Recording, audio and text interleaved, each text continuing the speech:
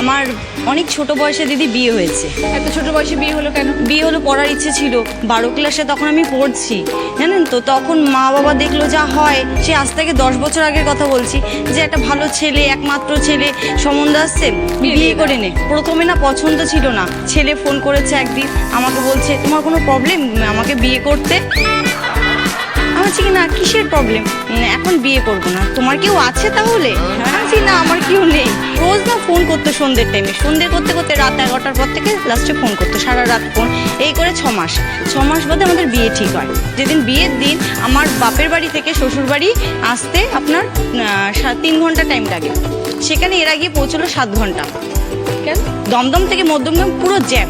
আচ্ছা, এবার লগ্ন ছিল না 1:30 2টো। এবার এরা আমাকে, হাজবেন্ড গাড়ি থেকে নেমে ফোন করে মাঝ রাস্তায় বলছে লগ্ন ছাড়া বিয়ে হবে আজকে, কিন্তু কিছু মনে করবে না, আজকে লগ্ন ছাড়াই আমাদের বিয়ে হবে, বাড়ির লোকে কিচ্ছু মনে করতে বলো না। তাই বললাম ঠিক আছে। এবার আমারও কেমন লাগছে শুনে, লগ্ন ছাড়া বিয়ে হবে, এটা কি? বলছে আমাদের যেতে এখনো 3 ঘন্টা। আসছে যখন, তখন 2টো, মানে ঠিক লগ্নটা ছাড়বে, সেই মুহূর্তে এসে তাড়াতাড়ি করে নিয়ম কাজ করে যে বিয়েটা, সেই বিয়েটাতে আমাদের তো সবাই কি করে 7 পাক ঘুরে, এমনি আমাদের চেয়ারে ধরে 7 পাক ঘোরানো হয়েছে। চেয়ারে আমি বসে আছি, ও চেয়ারে বসে আছে, ও অতক্ষণ জার্নি করে ওরও কোমর ব্যথা হয়ে গেছে, আর আমারও না খেয়ে আমার মাথা ঘুরে গেছে। ওই একটা নিয়ম করতে হয় না, মায়ের কোল থেকে নিয়ে আসে, আমি অজ্ঞান হয়ে গেছি ওখানে। আমার হাজবেন্ড বলছে আর কিছু নিয়ম করতে হবে না, সিঁদুর দুটো দিলেই হয়ে যাবে। আমার আর ওর মধ্যে সব মিল আছে। বিয়ে হওয়ার পর যখন আসি, কিছু রান্না বান্না কিছু পারি না, কারণ মা কিছু করতে দেয়নি, সংসারে কোনো কাজ করতে দেয়নি। আর শাশুড়ি বলতো তুই আসিস না। এই করে 1 বছর কাটলো। 1 বছর 2 মাসের মাথায় আমার শাশুড়ি মা মারা যান। তা শাশুড়ি মা যখন মারা যান, পুরো সংসার, একটা মাত্র ছেলে, শ্বশুর, মানে পুরো সংসারটা আমার দায়িত্বে চলে আসলো। তখন তো কেউ সান্ত্বনা দেওয়ার নেই যে আসবি না, করিস না। তখন আমাকে কে সান্ত্বনা দেবে? তখন তো আমাকেই করতেই হবে। আর এই করতেই হবে বলে আজকে আমি এখন অনেক কিছুই পারি। তখন তো হাফ রান্নাই পুড়ে যেত। হাজবেন্ডের অফিসের টাইমে আমি রান্না করে দিয়ে যেতে পারতাম না, মানে এরকম অবস্থা ছিল। তো সেখান থেকে একটু একটু করে শেখা। তারপর 3 বছর বাদে ছেলে আসলো। ছেলে এখন 7-8 বছর বয়স, স্কুলে পড়ছে। তাহলে এখন করোটা কি তুমি? এখন আমি একটা বিউটি প্রোডাক্টের সাথে যুক্ত আছি। আর আমার হাজবেন্ড তো ঠাকুর ভক্ত, সাই বাবা, লোকনাথ বাবা, মানে কাজে বেরোনোর আগে 1 ঘন্টা কাজে বেরোনো, হ্যাঁ, আবার মানে ও যখনই ঢুকবে 1 ঘন্টা করে ওর টাইম লাগে শুধু উপর থেকে নিচে অব্দি ঠাকুর প্রণাম করা। ঠাকুর প্রণাম করতে বাবাও বলে বিরক্তি হয়ে যায়, এত মানুষ টাইম নেয় প্রণাম করতে।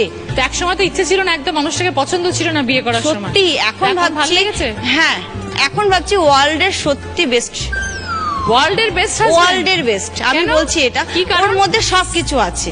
এই যে আমি আসছি এখানে, তুমি যাও, আমি আছি তো এখান থেকে, আমি যেতে পারছি না, তোমাকে আমি সাহস দিচ্ছি, তুমি যাও, কিছু হবে না। আর ও শাখা পলা পছন্দ করে না, মানে তুমি পড়ো না, ওটা পড়ে যে তোমাকে দেখাতে হবে তুমি আমার বাগদত্তা, আমি এটা মানি না। ঠাকুর ভক্ত কিন্তু মডার্ন ভীষণ, মানে ও যেখানে যায় আপনি বিশ্বাস করবেন না, যেখানে ঠাকুর দেখবে ওর 1 ঘন্টা সেখানে। সব একসাথে সামলাচ্ছে, সংসার, তোমার বিউটি প্রোডাক্টের ব্যবসা, চালিয়ে যাও এইভাবে। ঠিক আছে, ভালো থেকো, আনন্দে থেকো।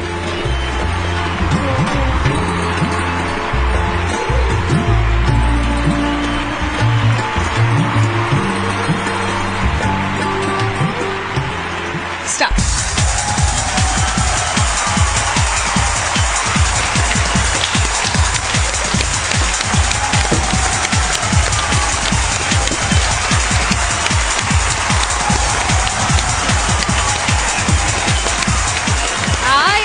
উল্টাতেই সময় শেষ, এত উল্টালে হয়? বড় করো।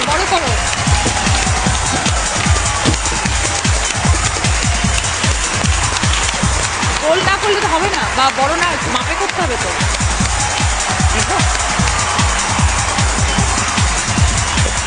অনেক বড় হয়ে গেছে দিদি, এক্সট্রা হয়ে গেছে। দেখবো শাম্পা চাই 1 মিনিট 8 সেকেন্ড।